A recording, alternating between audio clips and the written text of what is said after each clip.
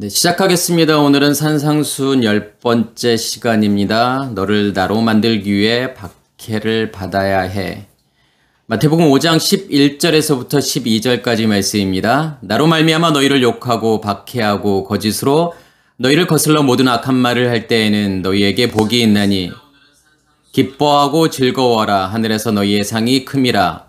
너희 전에 있던 선지자들도 이같이 박해하였느니라. 아멘. 지난 시간에 제가 무엇을 말씀을 드렸냐면 박해라고 하는 것이 무엇인지, 그러니까 의의를 만들기 위해서, 의의를 완성하기 위해서 받아야 되는 박해라고 하는 것이 무슨 뜻이 있는지를 말씀을 드렸죠. 결국은 그 박해를 받아야만이 우리 안에서 무엇을 하나님께서 완성하실 거냐면 천국이라고 하는 것을 완성하실 거라는 거죠. 그러니까 천국이라고 하는 개념은 뭐냐면 무엇에 의해서 만들어진 땅을 의미하는 거냐면 하늘에 의해서 만들어진 땅이죠. 그래서 창세기 1장 1절에 하나님께서 무엇을 만드시는 거냐면 태초라는 걸 통해서 천지를 만드시는 거죠. 거기에서의 땅이라고 하는 이 에레츠라고 하는 그 땅은 무엇에 의해서 만들어진 땅을 의미하는 거냐면 하늘에 의해서 만들어진 땅이죠. 그것을 만들기 위해서, 그 천국을 완성하기 위해서, 다시 말해서 그 천국이라고 하는 것은 우리가 하나님과의 연합을 이야기하는 거죠. 그래서 천국의 완성이라고 하는 것은 우리가 하나님과의 온전한 연합, 그것을 위해서 무엇을 받아야 되는 거냐면 핍박을 받아야 되는 거죠. 그래서 제가 디오코라고 하는 단어가 핍박하다. 그러니까 무엇이 무엇을 핍박하는 거냐면 속사람에 의해서 겉사람이 핍박을 받아야 되는 거죠. 그래야만이 무엇이 죽게 되는 거냐면 겉사람이 죽게 되는 것. 그것에 대해서 말씀을 드렸고, 오늘 5장 11절 12절 말씀은 그것에 대해서 좀 더 구체적으로 설명하는 내용들이에요. 어떻게 보면은 지난 시간 내용하고 같다라고 볼 수도 있겠죠. 그렇지만 그 천국이 내 안에서 완성이 된다라고 하는 것이 어떤 의미가 있는지, 어떠한 가치가 있는지 거기에 대해서 말씀을 전하도록 하겠습니다. 여기에서 보면 어떠한 개념이 나오냐면, 어떠한 단어가 나오냐면 너라는 단어가 나오죠. 너희. 그래서 왜 휴먼이라는 단어를 썼죠. 너희를. 그리고 나라는 단어가 나와요. 그러니까 너라는 단어는 이제 she라는 단어를 쓰죠. 이 she라는 단어. 그리고 나라는 단어는 이제 에고라고 하는 단어를 쓰는 거예요. 그리고 여기에서 나로 말미암아 너희를 욕하고 박해하고 거짓으로 너희를 거슬러 모든 악한 말을 할 때, 그러면 욕하고 박해하고 또 악한 말을 한다라고 하는 주체가 누구냐면 여기에서는 3인칭 복수, 그래서 그들이라고 지금 번역을 했죠. 그럼 이제 중요한 건 뭐냐면 나라고 하는 개념과 그리고 너희들, 너라는 개념, 그리고 그들이라고 하는 게 과연 누구를 이야기하느냐의 문제죠. 그래서 지금 예수께서 나라고 이야기를 하는 것은, 이 에고라고 하는 것은 결국은 무엇을 의미하는 거냐면 하나님 자신을 의미하는 거죠. 천국을 의미하는 거고. 그러면 그 하나님에 의해서 너라고 하는 존재는 어떠한 존재인 거냐면 하나님과 반대편으로 존재하고 있는 그 너를 무엇으로 하나님께서 바꾸시겠다라고 하는 거죠. 결국 말씀이라고 하는 것은요. 복음이라고 하는 것은요. 하나님과 반대편으로 존재하고 있는 우리를, 너라는 존재를 하나님과 같은 존재인 나로 만드시겠다라고 하는 거죠. 무엇에 의해서 그렇게 만드시겠다라고 하는 거냐면 그들에 의해서요. 그래서 그들이 뭘 하는 거냐면 욕하는 거고, 그들이 핍박하는 거고, 그들이 모든 악한 말을 한다라고 하는 거예요.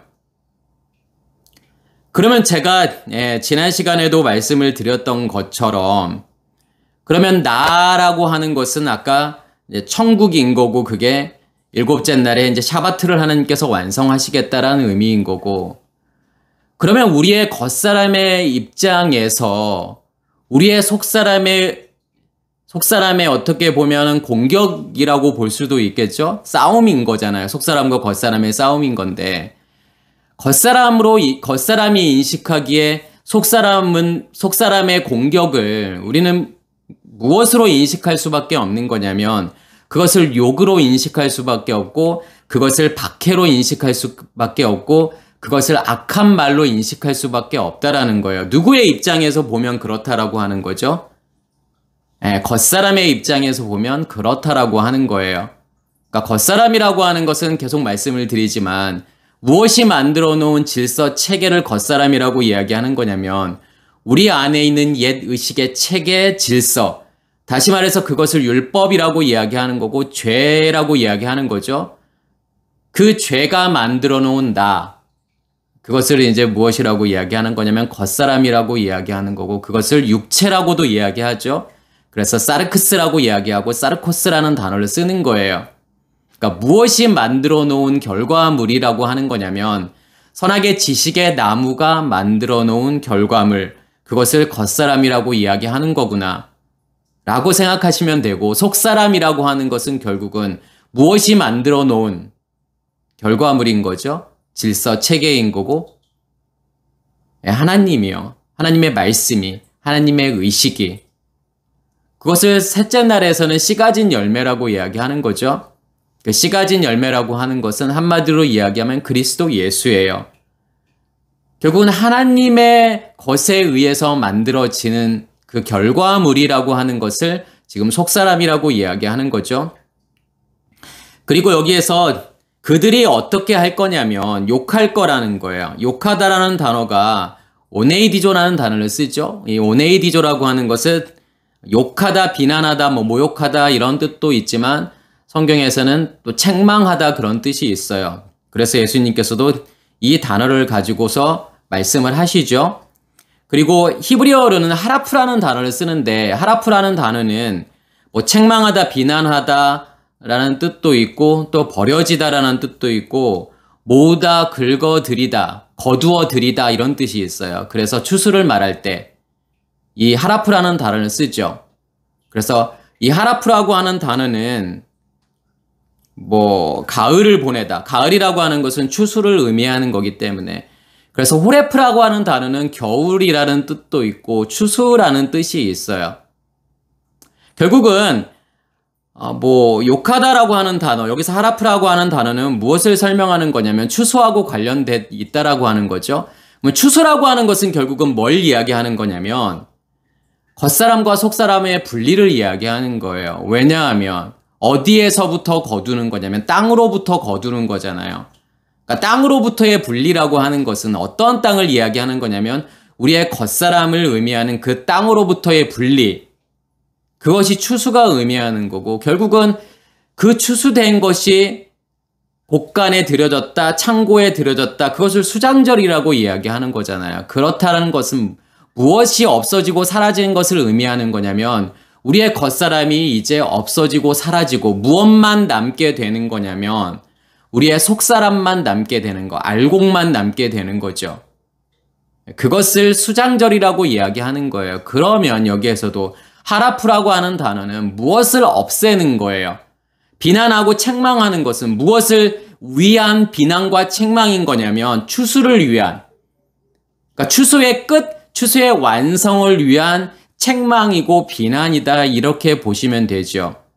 그러면 추수가 끝나려면 무엇이 없어지고 사라져야 되는 거냐면 우리의 겉사람이 없어지고 사라져야 되는 거예요. 그러한 관점에서 이 욕하다라는 것을 우리가 한번 생각해 보면 좋을 것 같고 마가복음 16장 14절에는 어떤 내용이 나오냐면 그 후에, 그러니까 그 후라고 하는 것은 지금 부활을 이야기하는 거죠.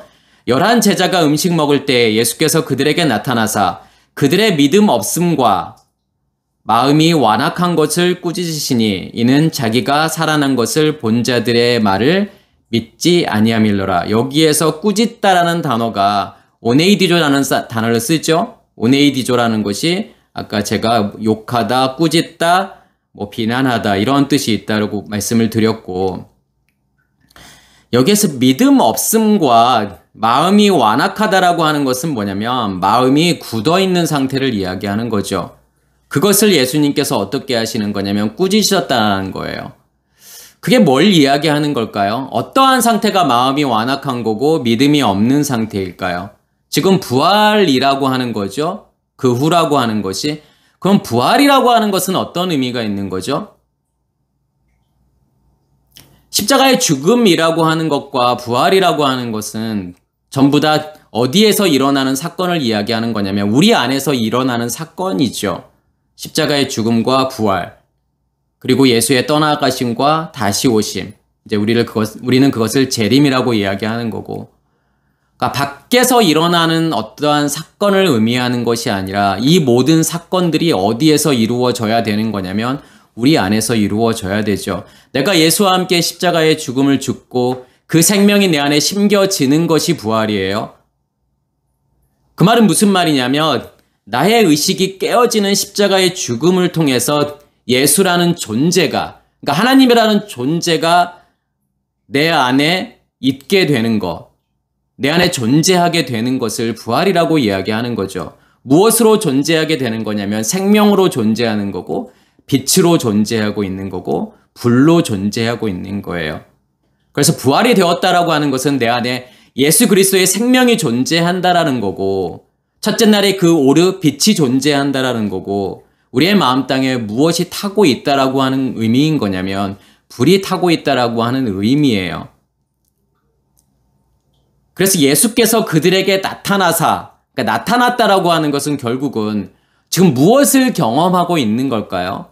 예수라고 하는 존재는 단순히 밖에 있는 그 예수를 이야기하는 것이 아니라 우리 안에 있는 그 예수를 이야기하는 거예요. 그 예수의 생명을 이야기하는 거예요. 내가 예수와 함께 십자가의 죽음을 죽었고 그 생명이 내 안에 심겨졌지만 그 씨는 어디에 감춰져 있는 거냐면 땅에 감춰져 있기 때문에 드러나지 않았기 때문에 그것이 무엇인지를 몰랐던 거예요. 그런데 셋째 날이 되었을 때 싹이 났다라고 하는 것은 그 안에 생명이 드러났다라는 거고 내가 그 생명을 인식하게 되었다라는 거죠. 그 생명이 무엇인지를 알게 되었다라고 하는 거예요. 그게 싹인 거고 그게 자라서 무엇이 되는 거냐면 씨 맺는 채소가 되는 거고 씨 가진 열매 맺는 나무로 성장하는 거예요. 다시 말해서 그 생명이 내 안에서 어떻게 되는 거냐면 자라고 있는 거고 그 자람이 무엇으로 확고해지는 거냐면 엣즈라고 하는 나무라고 하는 거죠. 나무라고 하는 것은 단단하다라는 의미예요. 그 하나님이라는 존재를 내가 명확하고 선명하게 인식을 하고 있다라고 하는 뜻이죠. 그 전에는 몰랐던 거예요. 그래서 예수님께서 말씀하시는 믿음 없는 것과 마음이 완악한 것을 꾸짖으셨다. 완악한다라고 하는 것은 굳은 마음이라고 제가 아까 말씀을 드렸죠. 그럼 무엇이 굳은 마음인 거냐면 선악의 지식의 그 나무가 그 체계가 내 안에 여전히 존재하고 있다라고 하는 거예요. 그렇기 때문에 무엇을 인식하지 못하는 거냐면 내 안에 심겨져 있는 그 생명, 그 씨, 그 불, 그 빛을 인식하지 못하고 있었던 거예요.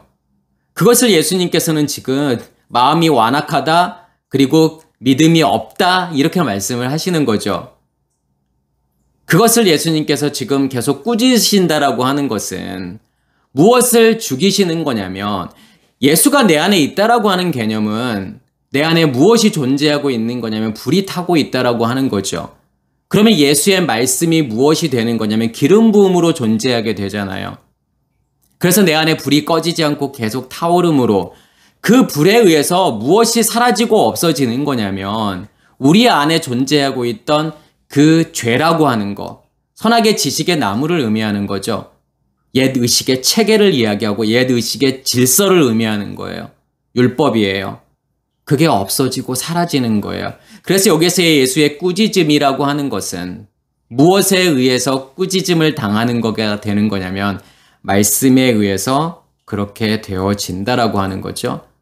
그래서 우리의 겉사람은 어떻게 해야 되는 거냐면 욕을 먹어야 되는 거고 그 꾸짖음을 당해야 된다라고 하는 거예요. 그리고 박해라고 하는 것은 제가 지난 시간에 충분히 설명을 했기 때문에 이 박해라고 하는 단어는 디오코라는 단어를 쓴다고 말씀을 드렸고 박해하다라는 뜻도 있고 뭔가를 몰아내다라는 뜻도 있고 열망하다, 갈망하다, 뒤쫓아가다, 원하다 그런 뜻이 있다라고 말씀을 드렸죠. 결국은 박해라고 하는 걸 통해서 그러니까 누가 누구를 박해하는 거냐면 속사람이 겉사람을 지금 핍박하고 박해하는 거잖아요. 그걸 통해서 뭘 몰아내는 거냐면 우리 안에 있던 옛 의식의 체계를 몰아내는 거란 말이에요. 그 율법을 몰아내는 거예요. 죄를 몰아내는 거죠.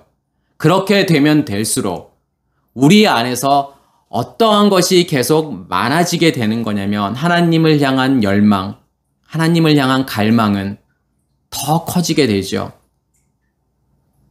하나님만을 원하게 된다라는 뜻이에요. 그러면 무엇이 그것을 막고 있는 거냐면 내 안에 여전히 존재하고 있는 그 율법이라고 하는 것이 그것을 막고 있다라고 하는 거고, 그 율법이 죽으면 죽을수록 내 안에 무엇이 커지게 되는 거냐면 하나님을 향한 열망이 커진다라는 거예요. 거짓으로 너희를 거슬러 모든 악한 말을 할 때 제가 지금까지 설명을 드렸던 모든 것들이 겉사람의 입장에서는 무엇으로 인식할 거냐면 그 모든 것을 욕이라던가 핍박, 박해 이러한 것을 모든 악으로 인식을 하겠죠. 겉사람이 인식하는 악인 거고 하나님의 입장에서는 그 모든 것이 무엇이라고 하는 거냐면 선이라고 하는 거예요. 왜 선이 될 수밖에 없는 거냐면 하나님께서 이루시는 모든 구원이라고 하는 것, 복음이라고 하는 것은 다 선하기 때문에 그래요.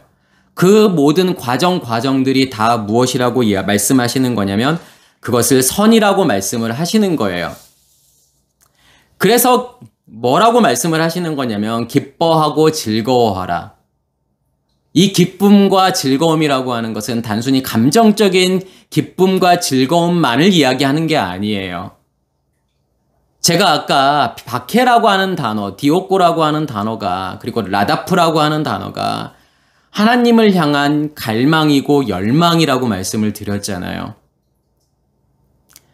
그러면 여기에서의 기쁨과 즐거움이라고 하는 것은 무엇을 의미하는 거냐면 하나님을 향한 갈망과 열망 그 자체가 무엇이라고 말하는 거냐면 기쁨이고 즐거움이라고 하는 거예요. 그 열망으로 내 안에서 충만해지는 것, 그 열망으로 내 안에 채워지는 것, 그것을 기뻐하고 즐거워하라. 당연하죠. 왜냐하면 나의 겉사람이 박해를 받으면 받을수록, 나의 겉사람이 욕을 먹으면 먹을수록 무엇이 더 커진다고 말씀을 드렸냐면 하나님을 향한 갈망과 하나님을 향한 열망이 커져요. 왜요? 누가 분명하고 뚜렷하게 드러나기 때문에요. 하나님이라는 존재가 내 안에서 더 뚜렷해지고 더 선명해지는 거기 때문에, 더 많이 경험하는 거기 때문에, 더 분명하게 경험하기 때문에 그게 기쁨과 즐거움이에요. 우리가 이 세상을 살아가면서 기쁘고 즐거울 수 있는 이유는 뭘 많이 가져서가 아니잖아요. 돈이 많아서도 아니고, 명예가 있어서도 아니고, 자식이 잘 되어서도 아니잖아요. 그건 없어지는 거고, 사라지는 거고, 보여지는 거죠. 무엇만이 영원하기 때문에요. 하나님이라는 존재만이 영원한 거고, 그러면 그 하나님이라는 존재가 내 안에 있게 되고, 그것을 내가 인식하게 되고 경험하게 되는 거, 그게 기쁨이고 즐거움이잖아요. 그것으로 살아가는 존재예요.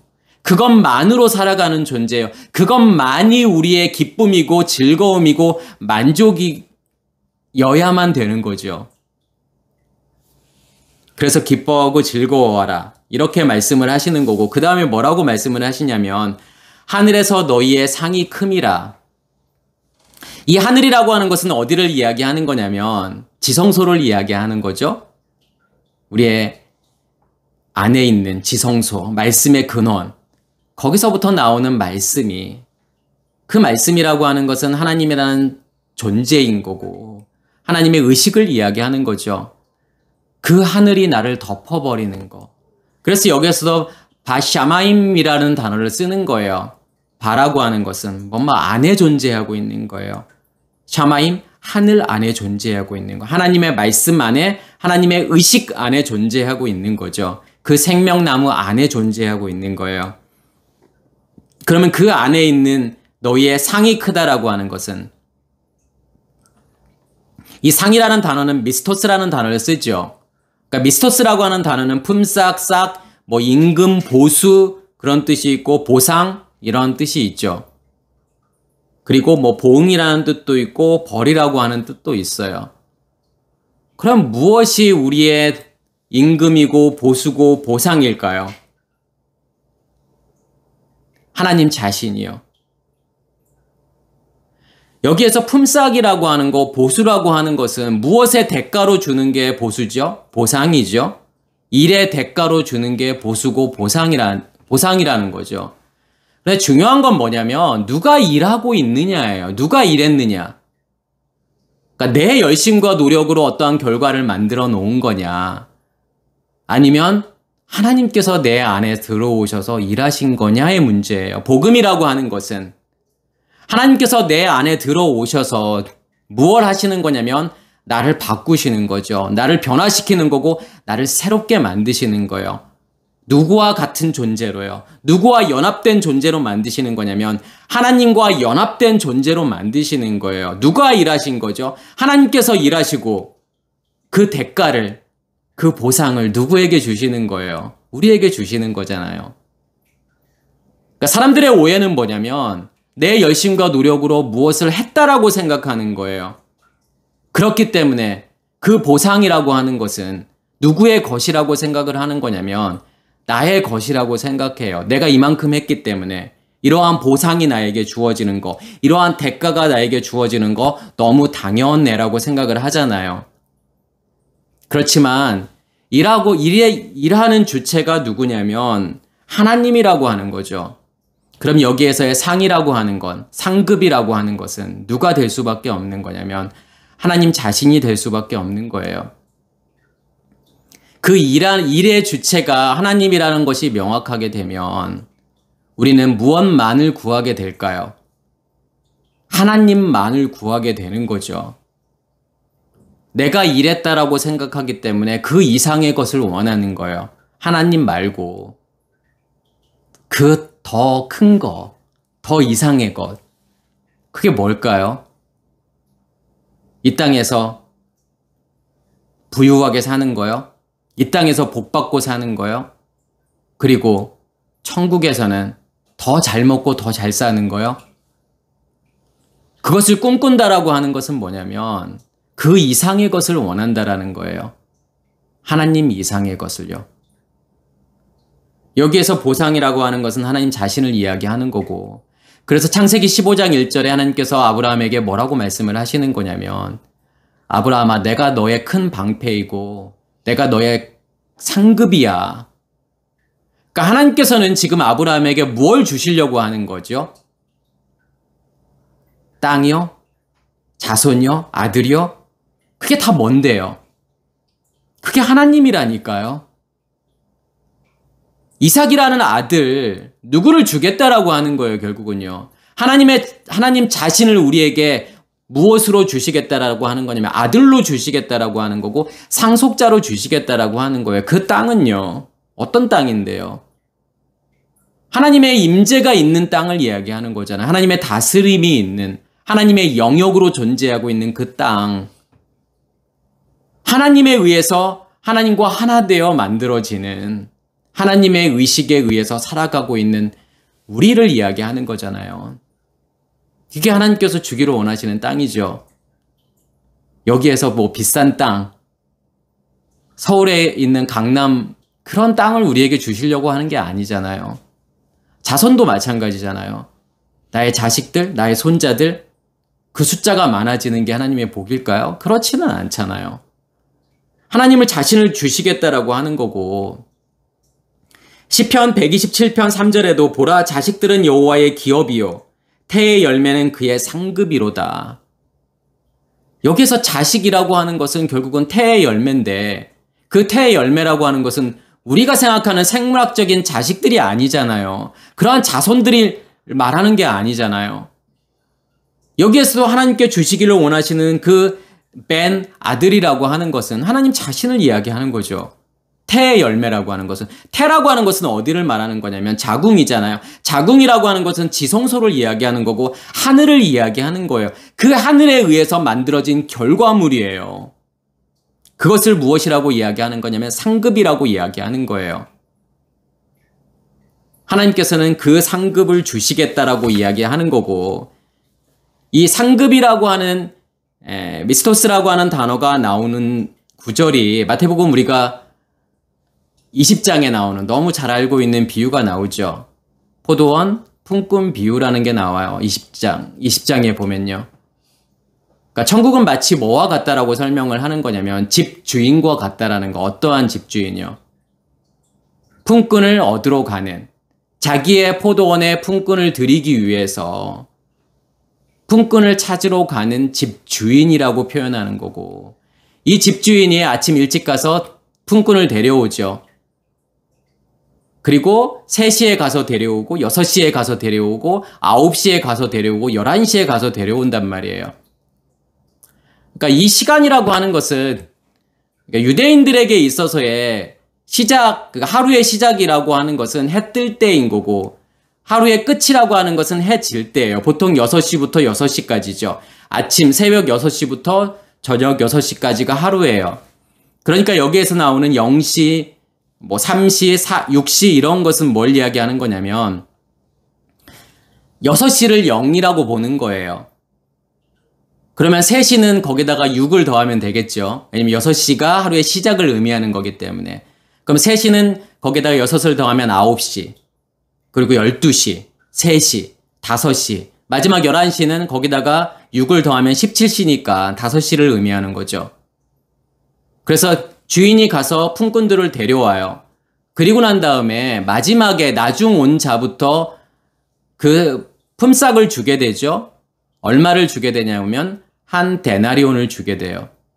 그러니까 이제 처음 온 사람들은 이 사람은 1시간밖에 안 왔는데, 일 안 했는데 한 데나리온을 주네? 그러면 우리는 더 많이 일했기 때문에 더 많이 주려나? 그랬는데 똑같이 한 데나리온을 주는 거예요. 그러니까 처음 온 자들이 주인을 원망하게 되죠. 아니, 우리는 이렇게 땡볕에서 열심히 일했는데 이렇게 막 오랜 시간 동안, 처음 온 사람들은 12시간, 9시간, 6시간 이렇게 일했던 사람들은 원망할 수밖에 없잖아요. 내가 이렇게 열심히 일했는데 왜 나에게 한 데나리온밖에 안 주는데? 라고 말할 수 있잖아요. 여기서 뭘 말하고 싶은 거죠? 주인은 목적이 뭐예요? 품꾼들을 데려오는 게 목적일까요? 품꾼들에게 일 시키는 게 주인의 목적이었을까요? 주인의 목적은 하나밖에 없어요. 뭘 주기 위한 거죠? 하나를 주기 위한 거잖아요. 한 데나리온을 주기를 원하는 거예요. 데나리온이라고 하는 것은 보통 우리가 어떻게 알고 있냐면 성인 남자의 하루 품삯, 일용직 노동자의 하루 품삯, 아니면 군인들의 하루 품삯, 그렇게 알고 있죠. 그 한 데나리온이 있어야만이 온 가족이 하루를 먹고 살 수 있게 되는 거예요. 그 한 데나리온이 없으면 하루를 살아갈 수가 없어요. 그 하루라고 하는 것은 어떠한 하루를 이야기하는 거냐면 하나님께서 우리에게 주시는 하나님의 시간이죠. 하나님의 시간을 살기 위해서는 무엇이 필요한 거냐면 그 하나가 필요한 거예요. 한 데나리온이 필요한 거예요.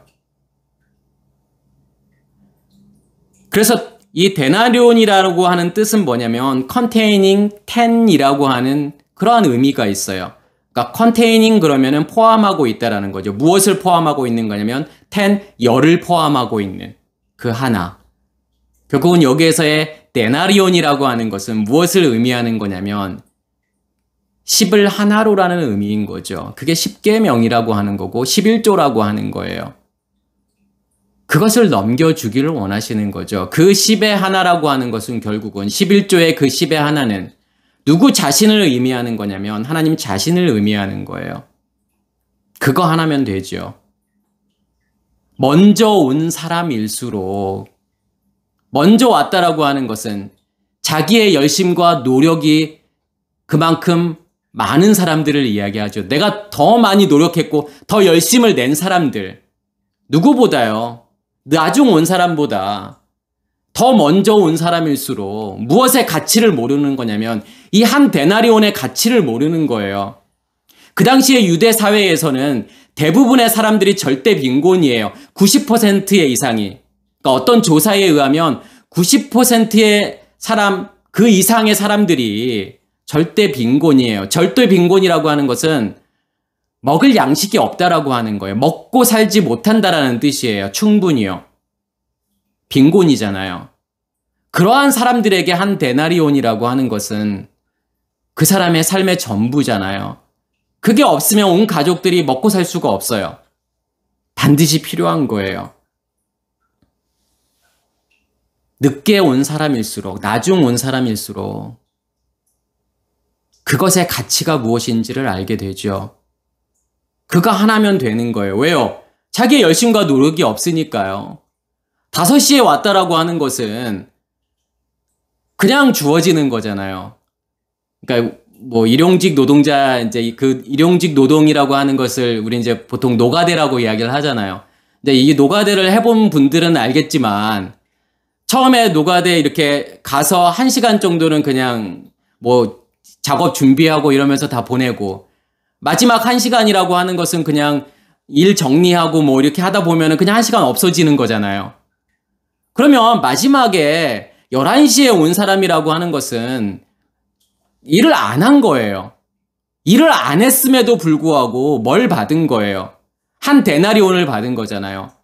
그 사람에게 있어서의 한 데나리온은 자기의 열심과 노력이 하나도 포함되어 있지 않은 그거잖아요. 그것에 가치가 있는 거잖아요. 이 비유라는 걸 통해서 너의 열심과 노력이 많으면 많을수록 무엇의 가치가 없어지게 되는 거죠? 무엇 그 이상을 원하는 거예요.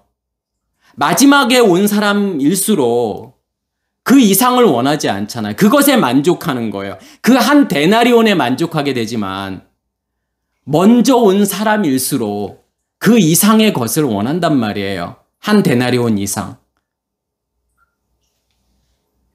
우리가 예수를 믿는다라고 하는 거, 결국 우리가 누구만을 원하는 거냐면 하나님만을 원하는 거잖아요. 그 이상의 것을 원하나요, 우리가요? 그 이상의 것이 우리에게 필요한가요? 하나님 자신 말고 하나님을 통해서 얻어지는 그러한 것들이 우리에게 필요한가요? 하나님을 통해서 이 땅에서 잘 먹고 잘 살아야지, 부자 돼야 되지 라고 하는 게 필요할까요? 하나님의 그 이상의 것인 천국이라고 하는 것이 우리에게 필요할까요? 우리가 예수를 왜 믿죠? 우리가 하나님을 왜 믿는 거죠? 무엇을 위해서? 천국을 위해서 하나님을 믿는 건가요? 그러면 그 천국이 존재하지 않으면 하나님을 안 믿으실 건가요? 우리가 생각하는 파라다이스, 거기에는 금, 은, 보석으로 깔려 있고 수만 평짜리 집이 있고, 수만 평짜리 집이 왜 필요할까요? 저는 청소하기도 힘들 것 같아요.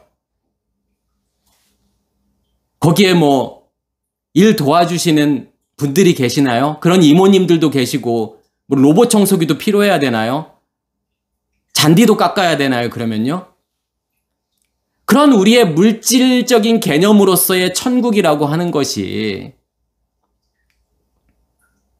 하나님 이상의 것이잖아요. 그 하나님 말고도 다른 더 좋은 것이 필요한 건가요? 우리가 생각할 수 있는 그 최고의 가치들이라고 생각하는 물질적인 가치들이라고 하는 그러한 것들이 더 필요한가요, 우리에게요? 하나님 한 분이면 되는 거잖아요.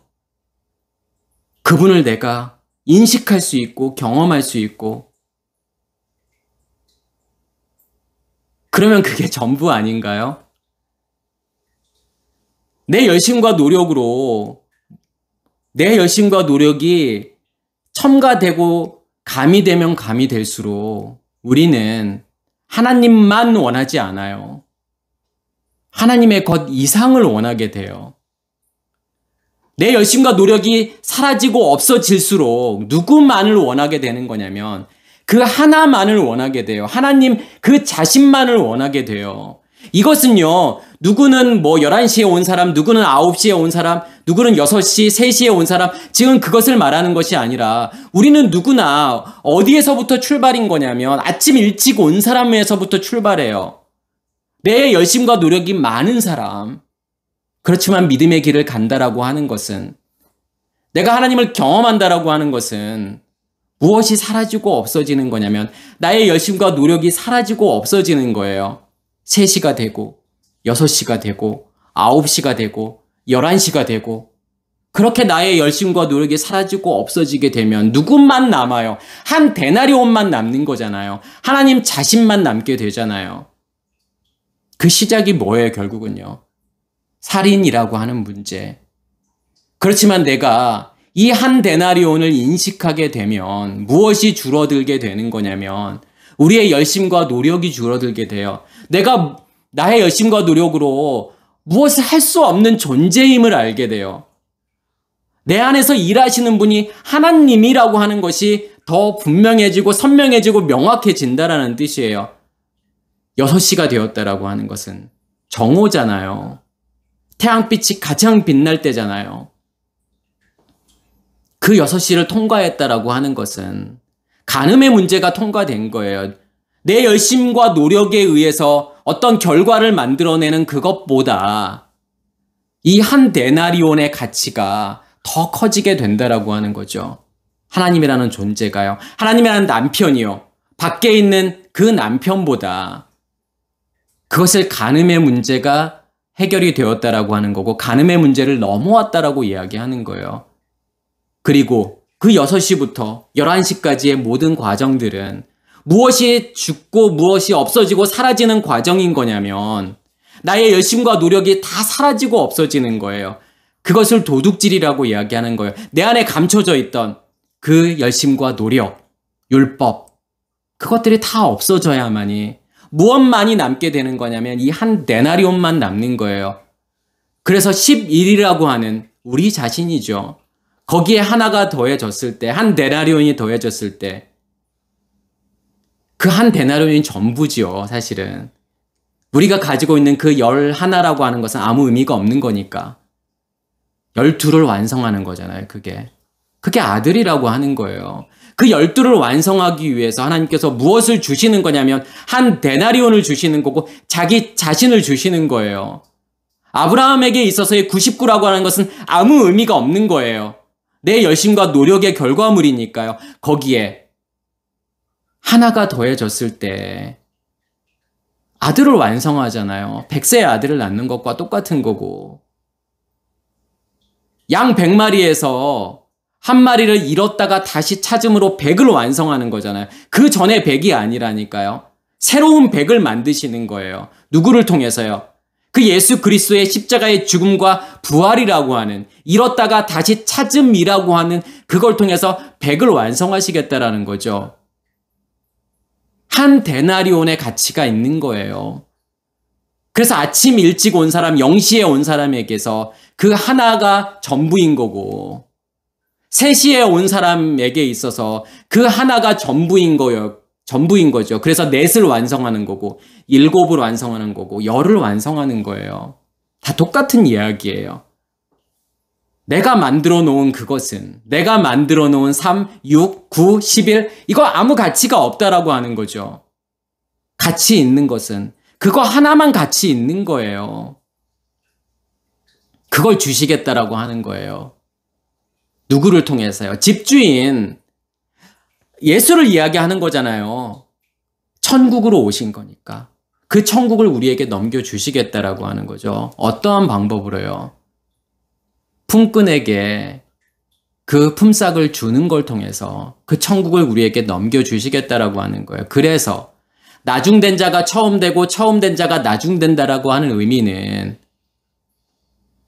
우리가 늦게 예수 믿었지만 더 잘 믿을 수 있어. 그 사람이 먼저 천국 갈 수 있어. 그런 뜻이 아니라 나중되고 처음 된다라고 하는 것은 이 나중이라고 하는 것은 에스카토잖아요. 에스카토라고 하는 것은 뭐냐면 완성이에요. 끝마침이에요. 누구를 이야기하는 거죠? 천국의 완성이신 예수요.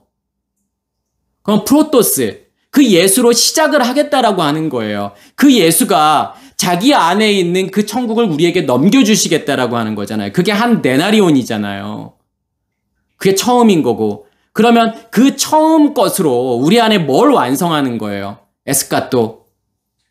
복음을 완성하는 거잖아요. 천국을 완성하는 거잖아요. 그러한 의미에서 나중된 자가 처음 되고 처음 된 자가 나중된다라고 하는 것은 결국은 예수 안에 있는 그 천국을 우리에게 넘겨주어서 그것으로 시작을 해서 그것으로 우리 안에서 완성하시겠다라고 하는 개념이잖아요.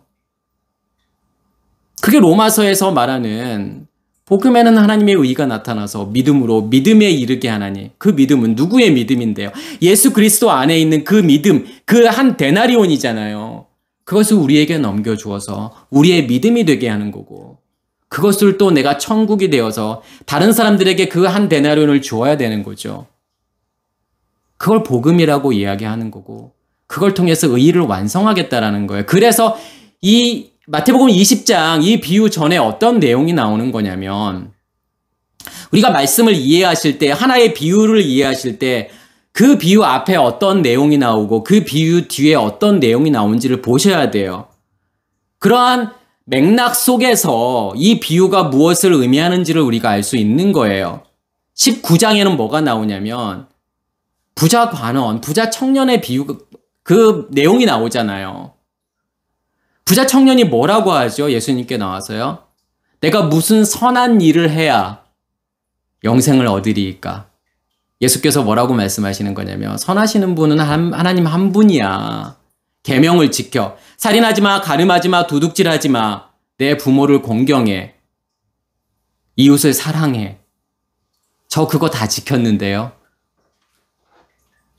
무슨 이야기일까요? 여기에서 이 부자 청년이 의미하는 것은요, 먼저 온 자들이잖아요. 내 열심과 노력으로 이거 다 지켰어. 그렇게 된 자들은 그것에 대한 값어 대가를 요구하게 되잖아요. 내가 이만큼 열심히 했으니까 그것의 대가를 원하게 되잖아요. 예수께서 뭐라고 말씀을 하시는 거죠? 계명은 그런 게 아니잖아요. 살인, 간음, 도둑질은 제가 아까 설명을 드렸던 것처럼 하나님 한 분만이 온전히 드러나는 것이 살인, 간음, 도둑질인 거고, 부모를 공경한다라고 하는 것은 결국은 부모라고 하는 개념은 한 데나론을 의미하는 거고 하나님 자신을 이야기하는 거예요. 그러면 카바드라는 단어가 공경하다라는 뜻도 있지만 원래는 무겁다라고 하는 뜻이에요. 가득 채워져서요. 흘러 넘칠 정도로 무거운 상태. 그게 카바드예요. 그래서 카보드? 그것을 영광이라고 이야기한단 말이에요. 누가 가득 채워져서 드러나는 거. 하나님 자신이 부모로서 가득 채워져서 그것이 드러나졌을 때 그것을 부모를 공경하는 거고 그것을 이웃사랑이라고 이야기하는 거예요. 부자 관원은 뭐라고 아직도 생각을 하냐면 선한 일을 해야 된다라고 생각해요. 내 열심과 노력으로 선한 일을 해야 된다라고 생각해요. 그게 영생이라고 생각을 하잖아요. 그래야만이 영생을 받을 수 있다라고 생각하잖아요. 그래야만이 천국을 갈 수 있다라고 생각을 하죠. 먼저 온 자들이잖아요. 예수께서는요. 네 것을 다 팔아서, 네 소유를 다 팔아서 가난한 자들에게 줘. 그 말은 무슨 말이에요? 너 안에 뭐가 있는 건데, 너 안에 그 한 데나리온 있어? 너 안에 내가 존재하고 있어? 그러면 그것을 팔아서 없는 자들, 그 한 데나리온이 없는 자들에게 줄 수 있어라고 물어보는 거예요. 없지요. 당연히. 그 한 데나리온이 없으니까요. 하나님이 존재하지 않으니까요.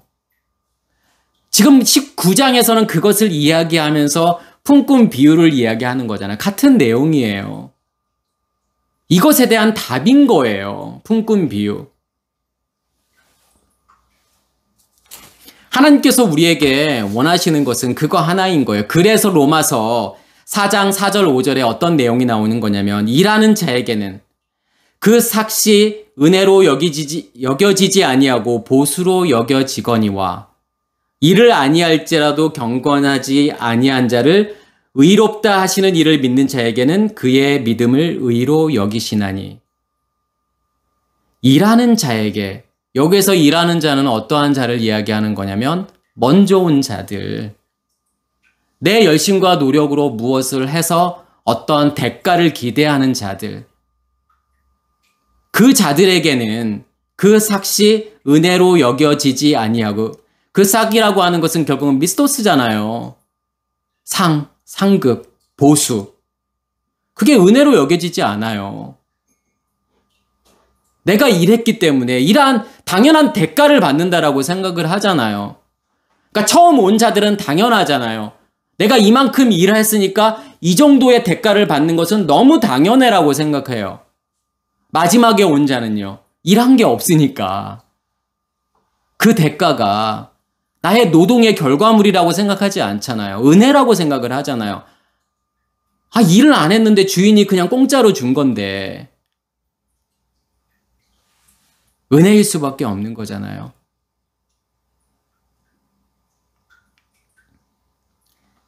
그래서 은혜로 여겨지지 아니하고 보수로 여겨지거니와, 보수는 당연히 받아야 될 것. 내가 당연히 받아야 될 것을 받았다고 생각을 하잖아요. 그런데 일을 아니할지라도 나중 온 자들이잖아. 일을 안 한 거잖아요. 경건하지 아니한 자를 의롭다 하시는 이를 믿는 자에게는 그의 믿음을 의로 여기시나니. 일을 안 했는데도 의롭다라고 하는 것은, 그 믿음은 뭐예요, 그러면요? 그 믿음의 주체는 뭐예요? 누가 일하신 거예요, 그러면요? 하나님께서 내 안에 들어오셔서 하나님께서 일하신 거잖아요. 그런데 그 결과물을 누구에게 주는 거예요? 내가 일을 안 했는데도 그 결과물을 나에게 주는 거잖아요. 품삯을 나에게 주는 거잖아요. 어떠한 품삯을 나에게 주는 거죠? 하나님 자신이라는, 내가 아무 일도 하지 않았는데 하나님 자신이라는 그 상급을 우리에게 주시는 거잖아요. 그럼 무엇으로 받는 거예요? 그걸 믿음이라고 이야기하는 거예요. 그래서 예수 그리스도 자체가 믿음인 거고 하나님 자신이 믿음인 거예요. 그 믿음을 우리에게 주시는 거예요. 그 믿음을 하나님께서 무엇으로 여기시는 거냐면 의로 여기시는 거잖아요. 오늘 말씀을 통해서 하나님께서 원하시는 건 뭐냐면, 너희의 겉사람은 욕을 먹어야 되고 핍박을 당해야 되고 모든 악한 말로 너희를 그 대적함을 당해야 되는 거야. 무엇을 위해서 그렇게 하실 거라는 거예요? 하늘의 상을 위해서 그렇게 하실 거라는 거잖아요. 이 말씀을 들으면서 한 번 정도는 그런 생각을 해보셨으면 좋겠어요. 내가 무엇을 위해서 이 믿음의 길을 가고 있는 거지? 내가 무엇을 위해서 하나님을 믿고 있는 거지? 그 하나님이 이상의 것을 내가 원하는 건 아닐까? 그런 생각들을 한번 해보셨으면 좋겠어요. 그 하나면 충분한데, 그 하나가 전부인데, 우리도 그러잖아요. 자식들이 어떻게 말할 때 가장 기쁜 거냐면, 저 다 필요 없어요. 그냥 엄마 아빠 그 하나면 좋게요. 그거 하나면 충분해요. 그 말을 사실은 부모가 듣고 싶은 거잖아요. 내가 100억짜리 빌딩 너한테 줄 테니까 나한테 효도해. 그 효도를 원하는 게 아니잖아요. 내가 너 천국이라는 걸 줄 거기 때문에 나 열심히 믿어. 너가 상상할 수 없을 정도의 엄청난 그 천국을 내가 만들어 놓고 그거 너 줄 테니까 나 열심히 믿어. 나 열심히 섬겨. 그거 원하지 않잖아요, 하나님께서요. 하나님께서 원하시는 것은 하나님 자신이, 그 하나님 자체가, 하나님의 존재 자체가 저에게 전부예요. 내가 원하는 것은 그거밖에 없어요 라는 것을 원하는 거잖아요.